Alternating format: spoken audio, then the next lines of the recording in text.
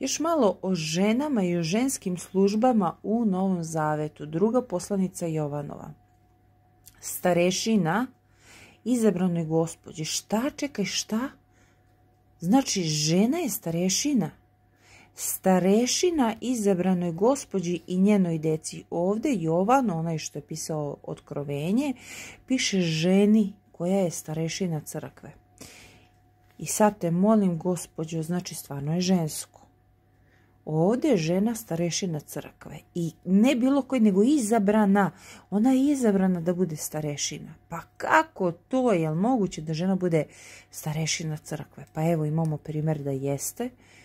Možda nije bilo muškarca koji bi vodio crkvu, možda su ostalo bile žene, možda je ovo bila jedina žena koja je bila stabilna u veri, ali eto, molim braću i sestre da ne ograničavaju Boga i to kako Bog radi i kroz koga Bog radi. Ako je Bog mogao u Starom Zavetu da progovori kroz magaricu, pa što ne bi kroz ženu?